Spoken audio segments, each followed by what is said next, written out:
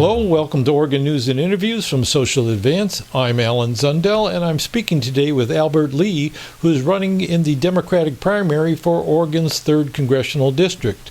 The 3rd Congressional District is up on the northern border of Oregon, just east of Portland, and running a little further east along the Columbia River. Hello, Albert. Hello, how's it going? It's going well for me. How's it going for you? Well, aside from the huge issue of the day with the COVID-19 and the coronavirus, I'm doing well. Oh, that's good. You have 1 or 2 children, right? I have a 6-year-old daughter who's upstairs right now working on her homework. And wife is at home as well, working from home. We all are. A little bit of cabin fever yet? Not yet. So we are trying to make it a habit of going outside at least for an hour or so for a nice little walk. And I got to tell you that the dog is happy that we're all at home. I'll bet. Yeah. So let's get to your run for the 3rd Congressional District. How about a short version of the story that brought you to the point where you were willing to run for congressional office? Well, you see, I always start off by telling folks that, I believe that when we look at the situation here, democracy requires choice. It's something that we haven't had here in this district in over a generation. Mm-hmm. We face a series of crises that have been allowed to fester and grow. Things like our homelessness crisis, the lack of affordable housing and living wages, and a climate emergency. And we need bold action and not just inspirational and aspirational words. I also believe that in the basic tenets of the Democratic Party, when it comes to diversity, equity, and inclusion, I think it's time that we uplift some new voices from some other backgrounds, from some other lived experiences to represent us here in the most diverse district of the state. Mm-hmm. And lastly, I think it's time that we end this rule by oligarchy, this oligarchy of career multimillionaire elite politicians ruling over us and replacing them with citizen representatives who know the struggle, who won't take corporate contributions, and who will truly represent and fight for the people. Okay, well, that gives me a good sense of your basic philosophy of life. I was interested, too, in your personal story. Like, running for Congress is not something everybody's willing to do, especially against an incumbent who's pretty well ensconced in his office. Yes, so I studied political science when I was in undergrad.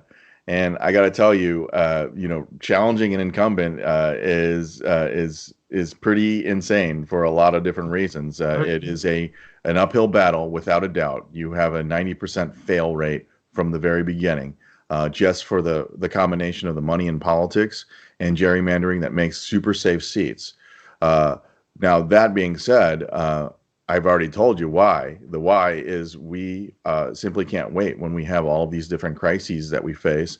If we continue to do the status quo, the business as usual, we're on a pathway to destruction in so many different ways. Mm-hmm. Now, why did I do it? You've already alluded to that as well. I've got a 6-year-old daughter. She needs a planet to live on. She needs a stable and a safe country to live in, and she needs a life worth living and not some post-apocalyptic world. Mm-hmm.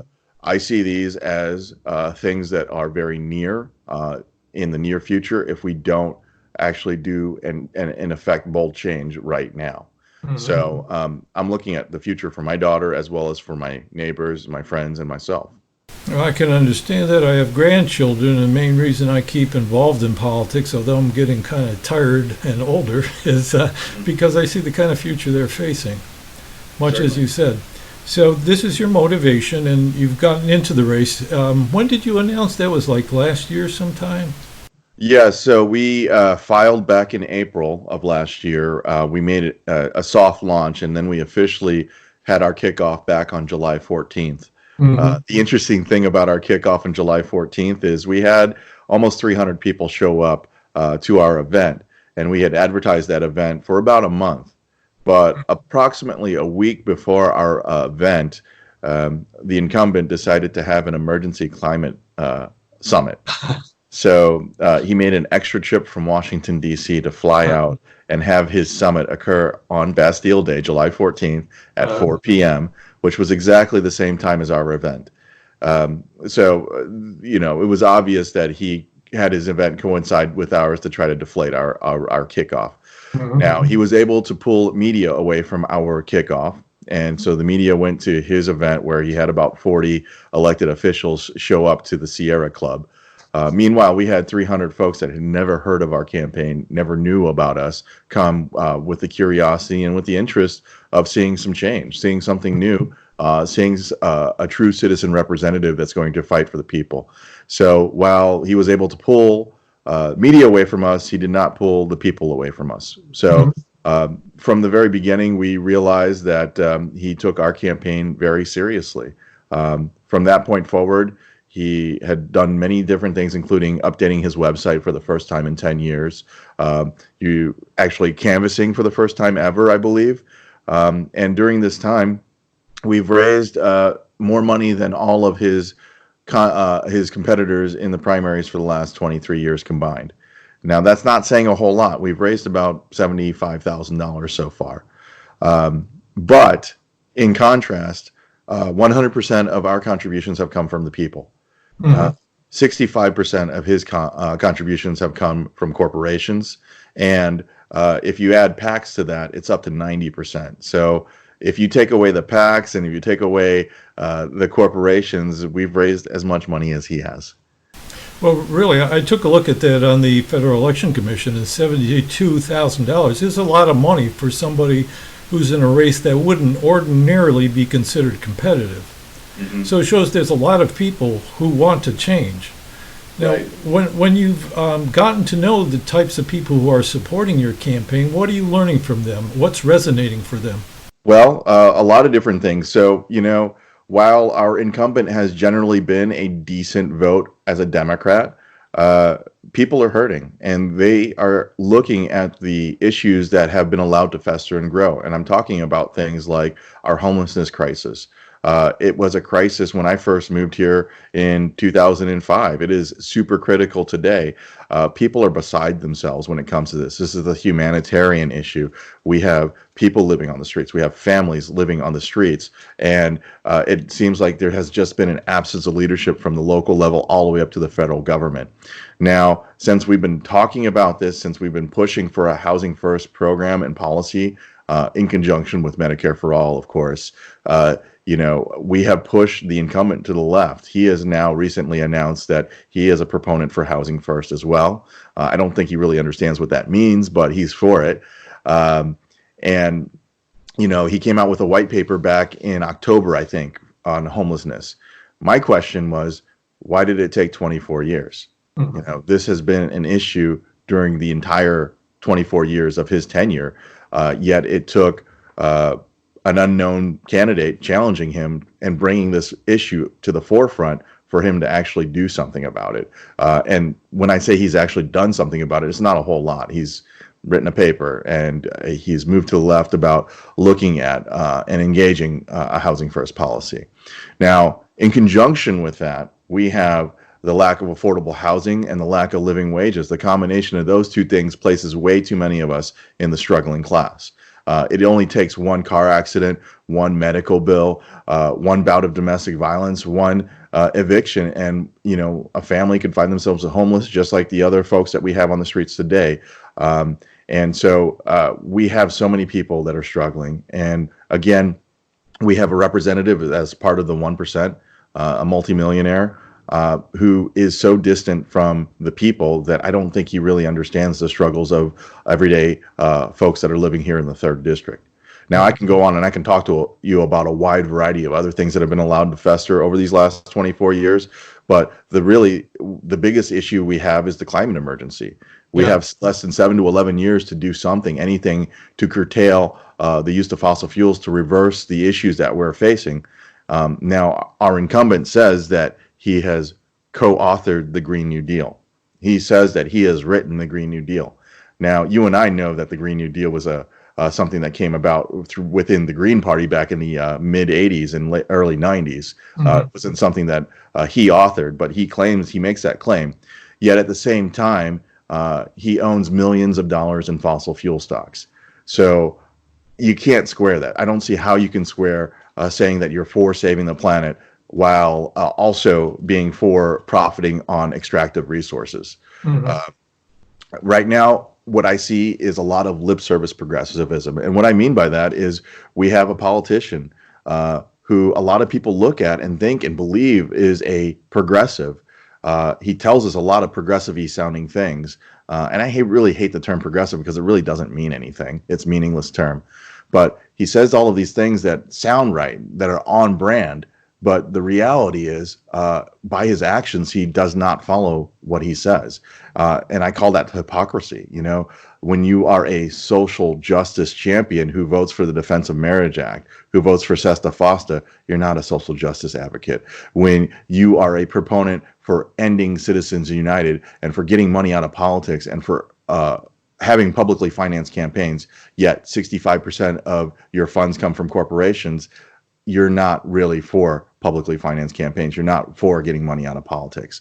So again, you can say one thing and do another, and I just think that's hypocrisy at its finest. And I think that we need, quite honestly, we need better. We need better for a representative of our district.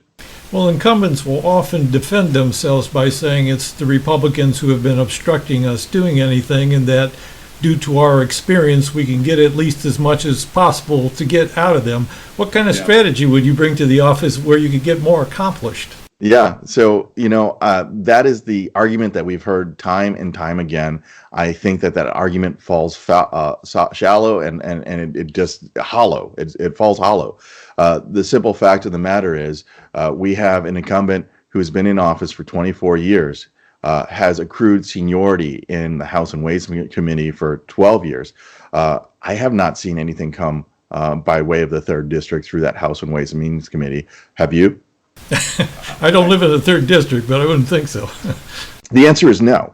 And in comparison, when we look at some of the members of the squad, some of the folks that have gone in and been in for only 2 years, they are affecting real change. They are setting the agenda by providing bold, new ideas and being unabashedly supporters of those ideas. Damn the party, damn the establishment, damn the Congress, really speaking truth to power. And it is shifting the conversation and shifting the direction. We need more folks that are willing to take that stand, to separate themselves from party loyalty, to separate themselves from that corporate strings attached, to really affect that change. And I think that if we can secure, you know, another 10, 15 folks that don't take corporate contributions, that are truly champions of the people, we can have a solid voting bloc that can affect change. Because right now what we have is this duopoly of two sides of the same coin that work in concert with each other for themselves, to enrich themselves and to enrich the 1%, while really not caring for the concerns of the rest of us. And if we can get that small voting bloc of dynamic progressives together, I think that we can really start making a sea change. Well, of course, you sound a lot like Bernie Sanders in some ways. Not the voice or mannerisms, but the same message. And I guess a lot of people would start to feel deflated right now because they had come out big for Bernie, and now it looks like he may not get the nomination. What would you say to them to encourage optimism in the whole electoral arena? Like, why persist? What kind of hope do they have that this is going to go somewhere? Yes. So, you know, it is not about one man, first of all.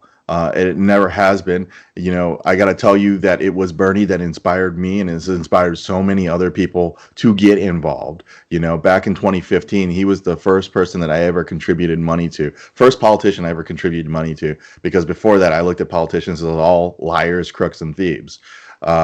He was the first one that I knocked on doors for, the first one I made phone calls for. And when the 2016 primary didn't go our way, you know, my wife and I looked at each other and said, what's next? And we listened to what he said. He said, it's not me, it's us. We all need to be a part of this. And so we started getting involved within the local Democratic Party. We became elected PCPs, precinct committee people. I became an elected state central committee delegate. I started getting involved civically within the city government. Excuse me. I got appointed to the Citizens Review Committee that does police oversight. I volunteered on the police hiring committee. I was appointed to TriMet's Transit Equity Advisory Committee, and then I started joining different organizations that really are doing some really good work, like the Giving Tree that works with folks in low-income housing downtown, with the Asian Pacific American Network, which is of Oregon, which is a social justice organization with a focus on the API community, but really a champion of social justice throughout. Worked with the NAACP and many other organizations on top of a day job that, was 40 to 60 hours a week. And quite frankly, doing all that additional work did not feel like work. It felt like being engaged and involved within our community. And so for folks who are feeling dejected right now, I say you need to stand up. You need to step up. You need to be a part of the solution by getting involved within these local parties, by getting involved within local civic organizations and nonprofits. And yes, we understand that the Democratic Party is not all that is cracked up to be. I'm a part of the Democratic Socialists as well. But you have to look at things from a lot of different perspectives. You got to try to get in within these organizations and try to convert them from the inside out, but you also have to try to push them from the outside as well. Now, when it comes to Bernie, I say do not give up hope just yet. Are you speaking to Bernie or speaking to the rest of us? I'm speaking to all of us, including Bernie. Number one, we understand that we have an establishment Democratic Party that has coalesced behind, quite frankly, a man with dementia. And we have mainstream media that is propping up and has been framing the whole race and slanting it in such a way to produce this inevitability. It's the same inevitability that they gave to Clinton back in 2016 that ended up being a house of cards that fell apart. The fact of the matter is there's only 120 votes or delegates separating the two right now, and we're not even halfway through this primary. The way that it is scheduled and set up, we are looking at all of the states that Bernie has won, and they haven't even finished releasing the tallies on many of those states. So maybe that 120 delegate isn't even that big a span. I know that mainstream media wants to say that it's insurmountable, but the fact of the matter is it is not. And I think that Bernie would step down at a point when it is insurmountable, but at this point it is not. Mm-hmm. And we have a more states, including Oregon, that haven't had their chance to weigh in. So if you truly believe in democracy, I say you let democracy speak. You let the people speak through their votes and through their voices. Well, that brings me to another point, which is it's one thing to say what the federal government could do about the various problems that we face, like homelessness or the climate crisis. It's another thing to face a political establishment that seems to be built to resist those kind of changes. So there also has to be a way to address that political establishment. Have you given much thought to what, in a federal position, you could do to improve the way we elect people, the way we bring people into office? Absolutely. And empower them once they're in office. One thing we need to do is we need to support H.R. 4000, and that's the Fair Representation Act. That is something that brings in ranked choice voting. It looks at trying to get representation that's going to truly represent all the folks instead of having these gerrymandered districts where, like the 3rd district is 80% Democrats. So the 20% who aren't Democrats, they never get true representation. We're talking about an act that would revolutionize the way that our districts are set up, having districts that have multiple representatives so that people from multiple angles actually get true representation. Mm-hmm. Ranked choice voting, again, allows us to overcome this obstacle of this two-party duopoly, and instead of voting for the lesser of two evils, actually voting your conscience, actually voting for the person that you want, as opposed to voting for, the lesser of the two evils. Uh-huh. So that's one thing. The second thing that we need to do is we need to take a look at publicly financed campaigns. I effectively had to quit my job in order to make this campaign run. I had a choice, either to remain a dean at Portland Community College or to become a candidate. Now, these elections, the way they're set up right now, they are luxuries for the wealthy. These are not made or developed for regular folks like you and I to actually run. If you truly want to have a diverse set of folks running for office, you're going to need to have candidates that. Do you hear my daughter in the background? Yeah. The dog passed through once or twice too. Yeah. Yeah. Well, we're all at home. Sounds like she's having fun and not in distress. Oh, there's the dog again. This is part of our new reality when it comes to COVID-19. We're all at home.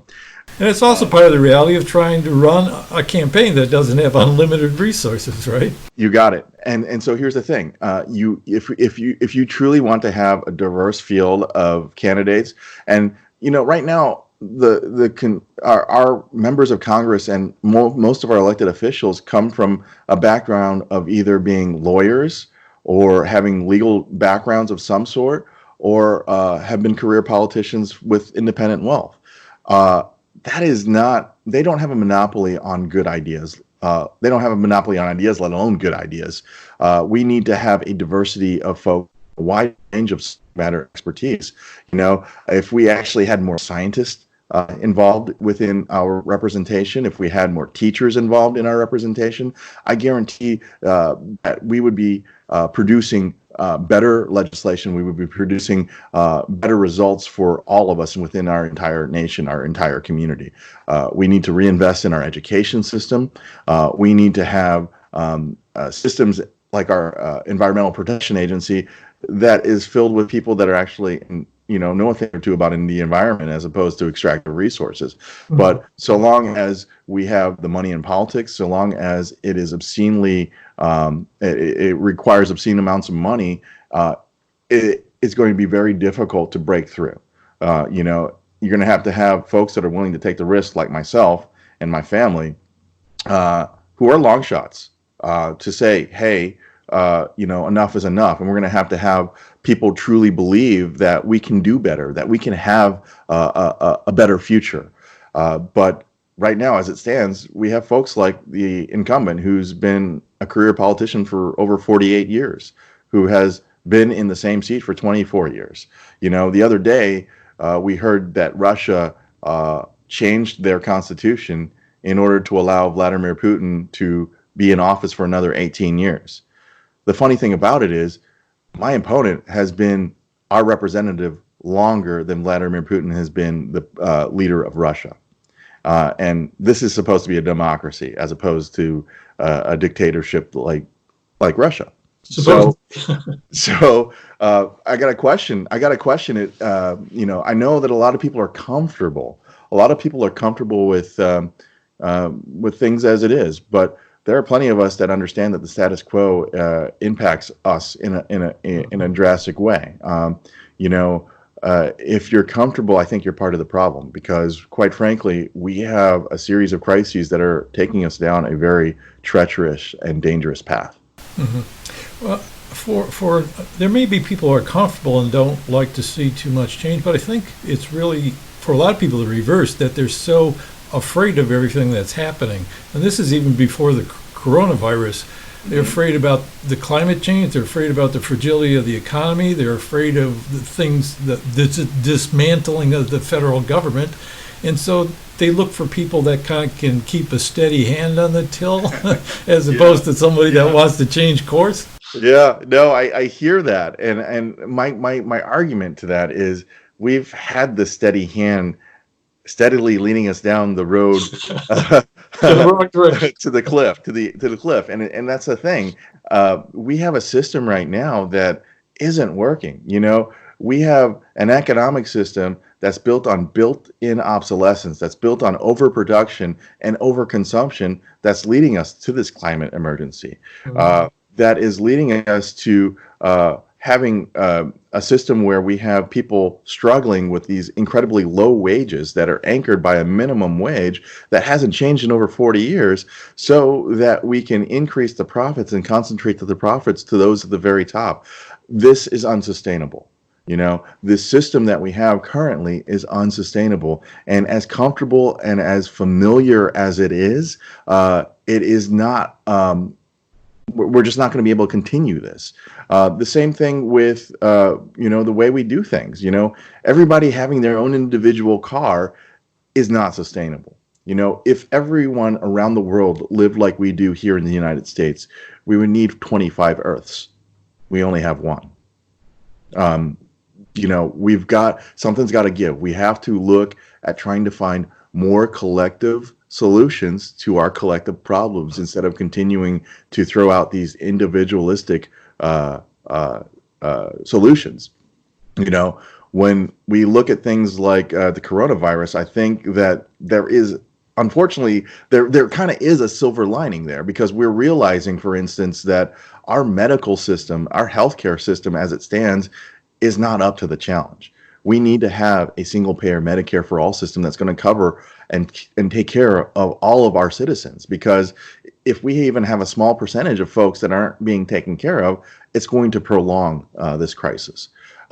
We have a system right now that allows us to continue sending tractor trailers, diesel emission tractor trailers full of cargo, when we should be doing everything we can to have and develop a high-speed rail system across our country that can take care of both the cargo and also our passenger system, as opposed to the incredibly high-polluting jet airline system that we have for passengers, and the incredible pollution that we get from having the trucking industry. We can have a trucking industry that does local, but really for our cross-country stuff, that should all be on way more efficient rail.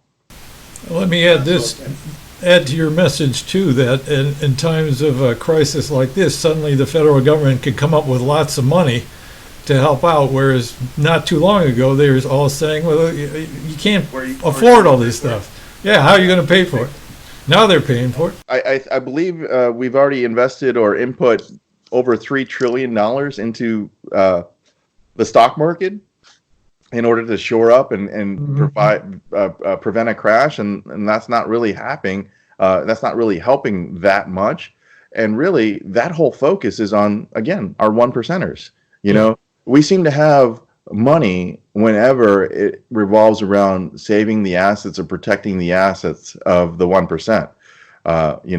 Or to wage endless war, spending $7 trillion on endless war these last 20 years. But whenever it comes to actually taking care of regular, everyday Americans, we always throw our hands up and say, well, how are we going to pay for it? We're at a serious crisis today. We need to have emergency inputs right now, because we have many people right now that are being laid off because of the coronavirus. Many people whose jobs have simply been shuttered. We have the service industry and the restaurant industry, two big industries that are completely shuttered at this point. McMenamins here in Oregon has effectively laid off 3,000 employees so that they can secure at least unemployment benefits in the short term. But we need to, instead of injecting trillions of dollars into the stocks, we need to be injecting that into the people so that they can live. Yeah. Let me change gears a little bit. You've drawn distinctions between yourself and Earl Blumenauer. I was looking around online. It looks like there might be a couple other Democrats on the ballot along with you. I believe so. Have you encountered these people? Do you know anything about them? How would you distinguish yourself from them? Sure. So I don't know a whole lot about them. I haven't seen them out and about a lot. I have had the opportunity to see, I believe his name is Wilcox. Dane Wilcox? Yeah, he's come to a couple of Multnomah County Dems meetings. And I know that he has brought about a proposal for some sort of a reinvestment in America. I'm not really clear on the details. I know he sent me the information, and he's been sending that out to progressives around the country. But I really don't know a whole lot about him. And then there's another candidate that I think ran the cycle before. And again, I don't know a whole lot about him either. Do you? No, frankly, I don't. They don't seem to be, either their campaigns are not catching attention down here this far, or else they're really not campaigning very much. But I intend to look into them more, because we'll do a whole show on our weekly show about the race there. Well, here's the thing. I believe that democracy requires choice. I believe that we should have multiple candidates so that you can get a wide variety in perspective, so that you can actually have a choice. And it's something that we simply haven't had here. We've had some good folks that have run some really short-term campaigns. I know David Delk ran a cycle or two ago, but he signed up at the last minute. He really, from his perspective, signed up as a protest campaign, and he was able to garner 7% with basically no funds and no campaigning. Now, I think that through the canvassing that we have been able to do before the coronavirus, we have been able to talk to a lot of people, and a lot of people are excited about this campaign. A lot of people are ready for some new blood into the system, for some new representation. A lot of people are tired of hearing the paternalism, to say that we need to do X, Y, and Z, and then actually not really do it. If you want to uplift new voices, if Black Lives Matter, if you want to share the stage, to provide a seat at the table, by all means do so. Mm-hmm. Well, part of the problem with a lot of people running, of course, is with the election system we have, you end up splitting the vote between multiple candidates, which is always to the advantage of an incumbent. Absolutely. Which brings us back to ranked choice voting, as well as what's being promoted here now, which is next iteration, star voting. Have you heard much about that? I have, and you know what? Quite frankly, I think star voting is a better version of ranked choice voting. I know that there have been proponents. I have a good friend, Sarah Walk, who is a proponent of star voting system, which I believe stands for what is it? Score, then automatic runoff. Runoff. Yeah. What was the first two? Score, then automatic. Then automatic runoff. So basically, ranked choice and then automatic runoff, which I think, quite honestly, is a better version. I know, it's sort of like VHS versus Betamax, right? Or DAT versus CD. Sometimes the better one doesn't succeed because the other one is more well-known, and I know that ranked choice voting is the more well-known version. Sure. So, Betamax was better than VHS, and DAT cassettes was better than, had better sound quality than CDs, but they both lost because CDs and VHS were more well-known. Well, that takes us pretty far afield now. Yeah.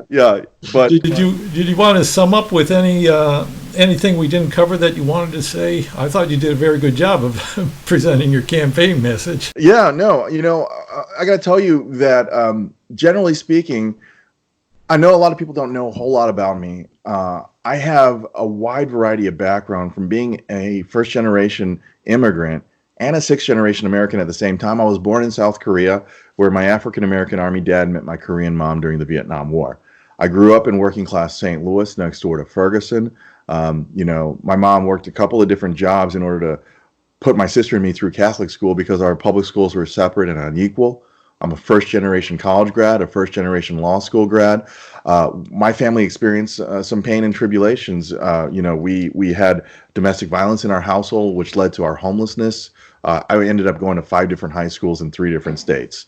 Now, after college, I joined the military. I served in the Army at Arlington National Cemetery.